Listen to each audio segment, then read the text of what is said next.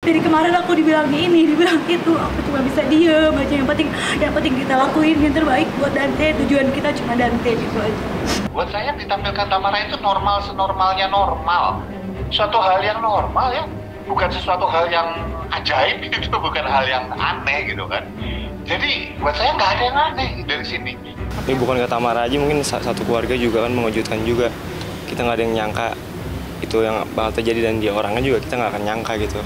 Pasti kan percaya ya, namanya pacar, kita nggak ada kepikiran sampai dia bakal seperti itu atau gimana kan. Cuman kan ya ini terbeli ya, kalau misalnya ditanya kenapa ya semuanya kaget dan nggak nyangka sih Pak.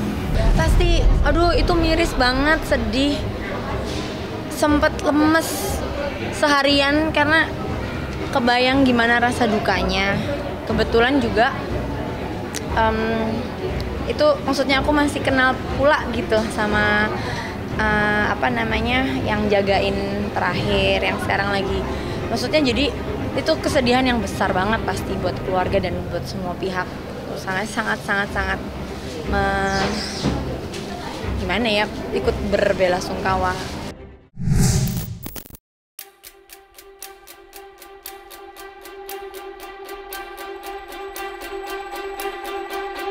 Pasca ditetapkannya Yuda Arfandi sebagai tersangka atas kematian putra sematawayang Tamara Tiasmara, Raden Andante Halif Pramudityo, kini pihak kepolisian nyatanya masih terus menyelidiki kasus kepulangan Dante yang penuh akan kejanggalan.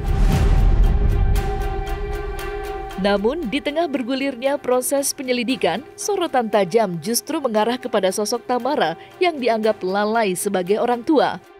Tak cukup sampai di situ, ekspresi wanita berusia 29 tahun tersebut juga dinilai tak seperti kesedihan seorang ibu yang baru saja ditinggal anaknya. Ya, baru-baru ini ramai di media sosial terkait pose Tamara yang tersenyum lebar di acara tahlilan hari ke-7 meninggalnya sang putra. Foto yang diunggah oleh Kiki Farel itu pun menimbulkan berbagai asumsi soal ekspresi Tamara yang terlihat ceria. Lantas, seperti apa pakar ekspresi melihat raut wajah Tamara pasca polisi menetapkan bahwa kematian Dante terdapat unsur pembunuhan berencana? Dari kemarin aku dibilang ini, dibilang itu, aku cuma bisa diem aja. Yang penting kita lakuin yang terbaik buat Dante. Tujuan kita cuma Dante gitu aja. Buat saya ditampilkan Tamara itu normal senormalnya normal. Kenapa saya bilang gitu? Gini deh, ada orang kehilangan. Ini kan kita bicara karena dia public figur aja gitu kan. Oh, kan responnya kayak orang normal. Ada orang lagi berduka, mungkin suaminya, istrinya, anaknya, bapaknya, ibunya meninggal, lagi duduk nih misalnya ya, lagi tahlilan gitu. Terus tiba-tiba teman-temannya datang, kucuk-kucuk datang gitu. Kan biasa dia tersenyum, bisa tersenyum sebentar gitu. Kan suatu hal yang normal ya, bukan sesuatu hal yang ajaib gitu, bukan hal yang aneh gitu kan. Jadi buat saya nggak ada yang aneh dari sini. Kalau apapun aneh, netizen yang kemudian bikin jadi cerita-cerita gitu, itu yang buat saya jadi ajaib. Ini semua kemungkinan selalu ada. Kemungkinan bahwa ternyata tenggelam beneran, itu ada. Kemungkinan bahwa ditenggelamin oleh pacarnya, itu ada. Kemungkinan bahwa Tamara nggak tahu, itu ada. Kemungkinan bahwa Tamara tahu dan bersekongkol, itu juga ada. Tapi di antara kemungkinan ini, tanda-tanda mana mengarahnya ke arah situ gitu loh. Dan perlu kita lihat, jangan kemudian enak-enak jidat kita sendiri gitu loh. Banyak netizen Indonesia itu nggak mikir ketika nulis, ketika komen, suka-suka hati dia aja. Kan itu yang kemudian menjadi statistik di luar sana, bahwa netizen Indonesia paling aktif di media sosial, tapi tingkat membaca kita itu rendah, nomor 2 dari belakang. Efeknya apa? Kita nggak mencari tahu terlebih dahulu, dan kita nggak bicara berdasarkan data di media sosial. Akibatnya suka-suka aja ngomong gitu loh. Apakah itu menyakiti orang lain? Nggak peduli. Dan itu buat saya sangat tidak sehat. Dan apakah mau kita pertahankan seperti ini? Jadi perlu orang-orang yang bisa berpikiran cukup tenang, yang berpikiran secara logis, ngikutin Nurul istilahnya gitu, yang kemudian nggak asal ngomong gitu, tanpa bukti. Kalau cuma ngelihat, oh itu kayaknya, ekspresi kayaknya, lo ekspresi mana yang kayaknya dia nutup-nutupin, nggak mau cerita tentang pacarnya. Dia itu nutupin, iya, tapi terkait kasus hukumnya, proses hukumnya. Dan ketika dia sedih beneran, tarikan-tarikan wajahnya memang di bagian situ memang sedih gitu loh. kasihan kan orang dituduh yang ini nggak ini. Saya termasuk yang akan keras dalam hal ini karena buat saya posisinya Tamara, kasihan dia udah kehilangan anak loh. Gitu. Sebagai orang tua, buat yang netizen yang belum punya anak gitu ya, dan asal ngomong ya mudah-mudahan nggak ngalamin kayak Tamara gitu dalam hidupnya nanti gitu. Tetapi buat orang yang sudah punya anak, itu sakit loh kehilangan anak seperti itu caranya. Gitu. Dan nggak bisa seenak jidat kita ngomong harusnya gitu. Cobain aja ngerasain sendiri kan gitu. Sejauh ini menurut saya dia benar-benar ngikutin kata-katanya kuasa hukumnya, dan saya rasa dia benar-benar istilahnya memberikan keterangannya hanya pada penyidik, dan itu buat saya acungi jempol karena bisa jadi dia tidak mau ini semua jadi konsumsi publik.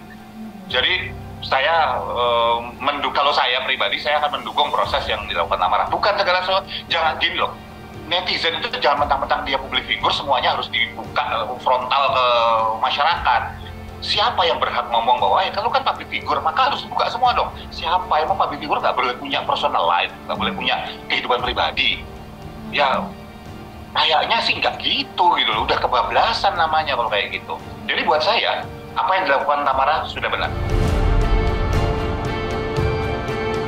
Di sisi lain, kasus kematian Dante hingga kini masih menimbulkan tanda tanya terkait beberapa fakta yang memang belum terungkap. Meski banyak keganjilan yang tak bisa dibuktikan secara jelas, namun dari 6 saksi yang diperiksa, hanya Yudalah yang baru terbukti bersalah atas beredarnya tangkapan layar CCTV di sekitar kolam renang. Akan hal ini, Tamara yang sebelumnya menyembunyikan sosok pendamping Dante kala itu pun tak habis pikir ketika mendengar kabar bahwa sang kekasihlah yang menenggelamkan putra sematawayangnya itu. Lantas, seperti apa jawaban Jeremy selaku adik dari Tamara ketika mendengar bahwa orang yang ia kenal telah menghilangkan nyawa Dante? Ini bukan ke Tamara aja, mungkin satu keluarga juga kan mengejutkan juga. Kita nggak ada yang nyangka itu yang bakal terjadi, dan dia orangnya juga kita nggak akan nyangka gitu. Percaya ya namanya pacar, kita nggak ada kepikiran sampai dia bakal seperti itu atau gimana kan. Cuman kan ya ini terbagi ya, kalau misalnya ditanya kenapa ya semuanya kaget dan nggak nyangka sih Pak. Kalau ke keluarga ya mungkin deket ya, cuman saya kan kurang tahu karena saya nggak tinggal di sini soalnya. Tapi kalau misalnya namanya udah pacaran pasti dekat sih. Yang saya kenal dia ya orangnya ya normal aja, baik. Ya kayak layaknya orang normal aja, asik orangnya, ngobrol. Nggak ada kepikiran akan ada yang gini-gini gitu, sifatnya ya. Alhamdulillah sekarang pelaku sudah ketangkap. Jadi ya dari kemarin kita tuh diam aja, bukan berarti aku nggak ngapa-ngapain gitu loh. Oke, semua orang bilang aku diam. Tapi kan sekarang Kak Sandy yang tahu, Mbak Dian yang tahu, Kak Kris yang tahu kalau aku tuh nggak diem. Kalau aku diem ngapain? Aku hari Kamis datang ke sini. Tadi juga aku udah lihat CCTV-nya dari awal sampai habis. Itu ya nggak mungkin lah aku tega gitu buat diem aja.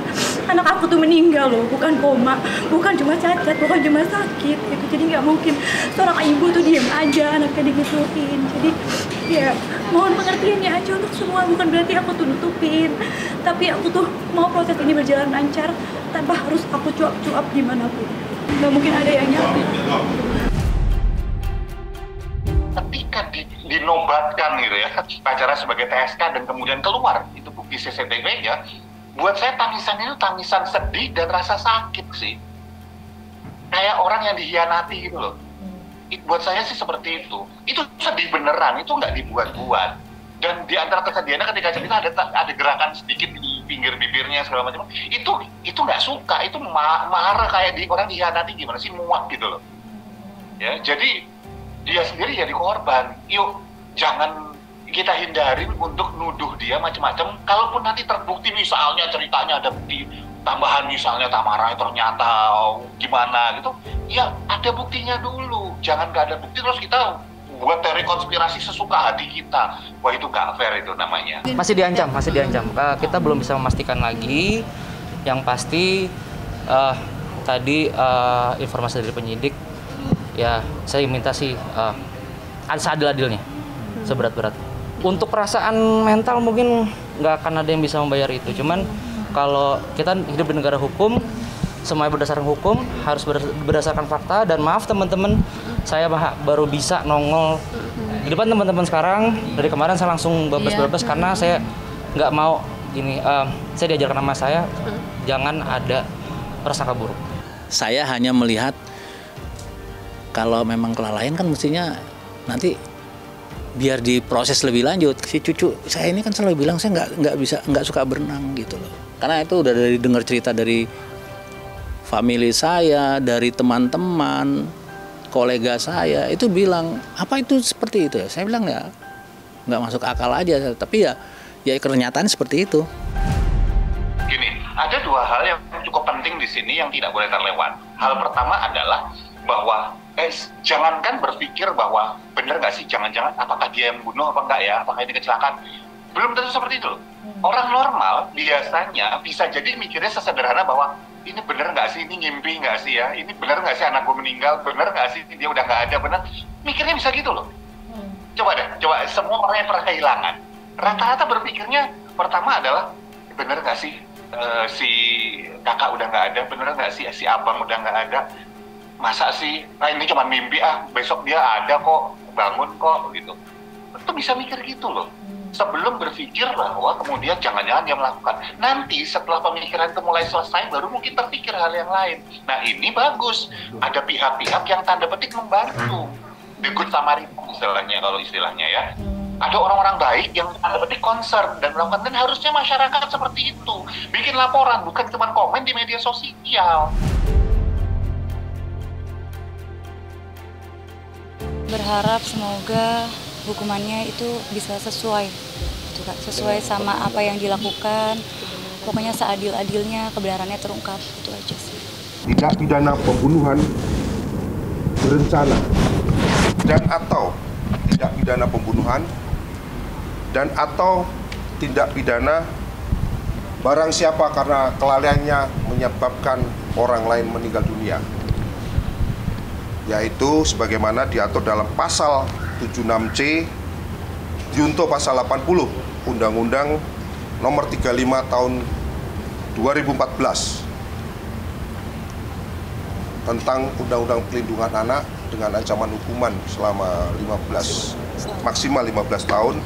Kemudian pasal 340 maksimal hukuman mati. Berharap mendapatkan dukungan dari segenap masyarakat dalam mengungkap fakta tentang meninggalnya korban Raden Adante, agar nantinya kita bisa memberikan rasa keadilan yang seadil-adilnya. Dikala hatinya tengah hancur, support dari para sahabat kepada Tamara pun terus berdatangan pasca kepergian Dante yang diduga karena adanya unsur kesengajaan yang dilakukan oleh kekasihnya Yuda Arfandi. Setelah dilakukannya pemeriksaan, Yuda Arfandi dituding dengan tega menenggelamkan Dante sebanyak 12 kali hingga mengalami muntah-muntah. Tentu kejadian itu dinilai sangat tragis dan kejam bagi para selebritis yang miris dengan kabar meninggalnya Dante, putra dari Tamara Tiasmara. Lantas, seperti apa reaksi para kerabat aktris, khususnya orang terdekat Tamara ketika mendengar kabar tersebut? Kalau kita sebagai yang menonton nih gitu kan, anggap posisi kita sebagai yang ngelihat orang lain, berarti kasus kekerasan itu bukan cuman kemarin aja, sebelumnya pun iya gitu. Dan itu memang berarti udah patut dicurigai juga nih, kenapa lo sampai tega ngebunuh anak kecil yang nggak bersalah. Apakah memang lo rencanain, apa lo tiba-tiba hilaf, itu nggak ngerti deh gitu. Tapi logikanya ya, ini bukan menilai dianya ya, tapi secara global nih, kalau kita berani ngelakuin sesuatu, berarti itu kayak udah ada kayak nggak tahu ya, mungkin dia lagi berantem sama Tamara beberapa hari ini, atau terus dia kesel tiba-tiba dia khilaf atau gimana, nggak tahu. Cuma kalau tiba-tiba kayak langsung ini aneh juga sih, secara tiba-tiba gitu loh. Mungkin ada masalah sebelumnya ya, kita nggak tahu. Pasti, aduh itu miris banget, sedih. Sempat lemes seharian karena kebayang gimana rasa dukanya. Kebetulan juga itu maksudnya aku masih kenal pula gitu sama yang jagain terakhir, yang sekarang lagi, maksudnya jadi itu kesedihan yang besar banget pasti buat keluarga dan buat semua pihak. Sangat gimana ya, ikut berbelasungkawa. Aku nih termasuk orang yang kalau mau berkomentar tuh sangat berhati-hati, karena kita sebagai manusia kan pengetahuan kita terbatas. Kadang-kadang dengar apa kita tuh mudah sekali tergiring opininya, dan sangat disayangkan, tapi memang kayaknya di mana-mana seperti itu ya gitu. Termasuk yang sekarang ini beredar kabarnya, itu kan kita belum tahu kebenaran sebenar-benarnya. Semua bukti dan apa kita juga nggak punya. Kita hanya lihat dari video bukti yang cuman 2 menit dari belakang, di blur pula gitu loh. Jadi maksudnya siapalah kita untuk bisa ngejudge, siapalah kita untuk langsung mendakwa gitu kan, tanpa kita tahu keseluruhannya. Jadi I send prayer for the family juga, itu pun privately, aku kirim privately support untuk mendoakan, karena kami semua yang kenal orangnya tuh normal aja, wajar banget, punya anak juga, punya keluarga juga, terlepas dari kabar burung semua yang ada. Apa sih Mbak motif yang bisa kita pikirin untuk menyakiti seorang anak, kecuali memang sakit banget jiwanya gitu. Dan kan kita kenal normal-normal aja gitu, nggak pernah ada indikasi ke sana. Sakit lah itu, gue ngelihatnya aja kayak gitu sampai kayak shock sendiri sih aku ngelihatnya. Kayak nggak tega lah pasti kan. Dia masih kecil, nggak ada dosanya gitu. Kalau aku sebagai ibu ya pasti ya sedih banget lah, amit-amit jalik ya, jangan sampai ada kejadian kayak gitu ya. Tapi ya pasti sedih banget lah, ngerasa kehilangan banget. Kayaknya aku ngomong aja mungkin nggak bisa kali ya. Itu nggak sanggup lah gitu kalau untuk diupamain itu jadi aku nggak sanggup deh, nggak mau. Kita tuh sekarang bingung ya. Kita baik sama orang belum tentu dia baik gitu ya, percaya 100% juga jangan banget gitu. Nah itu dia, aku jadi jadi bikin takut sendiri gitu loh. Maksudnya aku menitipkan anak aku untuk ke orang-orang, bukan cuma 1 orang 2, tapi ke orang-orang yang ada di rumah gitu. Ya amit-amit ujung jalik gitu ya, tapi jangan sampai jangan, aku takut ada kejadian yang nggak diinginkan, tapi jangan sampai, ya Allah, amit. Ya itu semua kita balikin ke pihak yang berwajib aja lah, hukumnya kayak gimana, dan kita balikin ke pihak yang berwajib dan orang tuanya ya. Ya orang tua namanya yang nggak mungkin inilah ikhlas kan, gue aja bukan anak gue juga nggak ikhlas gitu. Nggak ada sih masalahnya, gue juga masih jadi orang tua baru ya. Jadi ya udahlah, kita tetap hati-hati aja, tetap lebih perhatiin sekeliling aja lah gitu ya. Kalau ibunya udah berani untuk menitipkan anaknya ke orang terdekat, walaupun bukan sedarah ya, walaupun bukan orang tuanya gitu kan, atau bukan keluarganya, ya itu berarti bukan cuman sekali itu gitu loh, bukan cuman sekali itu, pasti udah sering juga. Dan makanya ibunya Tamara ya memberanikan atau mempercayai orang itu, tolong dijagain, sementara ibunya lagi kerja gitu loh. Karena saya tahu tuh syutingnya pun hari itu tuh nggak banyak, cuman sedikit. Terus nggak lama dia balik lagi ke lokasi, dan ternyata memang udah nggak di lokasi, udah di rumah sakit. Makanya nggak nyangka juga kalau misalnya sampai terjadi hal ini gitu, karena bukan cuma sekali ini aja pasti yang udah dititipin kayak gini gitu. Jadi kalau dibilang kelalaian ya nggak ngerti juga sih ya. Kalau kelalaian itu kan mungkin kayak baru kenal dititipin gitu kan, itu disebut bolehlah kelalaian. Tapi kalau memang udah kenal lama dan udah beberapa kali dititipin nggak ada masalah, ya kita nggak tahu loh gitu kan, orang itu tiba-tiba berubah pikiran, jadinya jahat, jadinya apa, kita nggak tahu. Sekali lagi saya mengucapkan turut berduka cita atas meninggalnya anak dari teman saya, Tamara, Dante. Semoga Dante tenang di sana, semoga bahagia di sana. Dan untuk saya doakan semoga kasus ini cepat selesai, dan semoga kedua belah pihak antara orang tua ibu sama ayahnya menerima berlapang dada. Semoga dan pelakunya bisa terbukti, masa bener-bener terbukti nih udah kayak ketok palu tuh, nggak bisa disanggah-sanggah lagi dengan perilakunya itu, dan semoga dapat hukuman yang setimpal.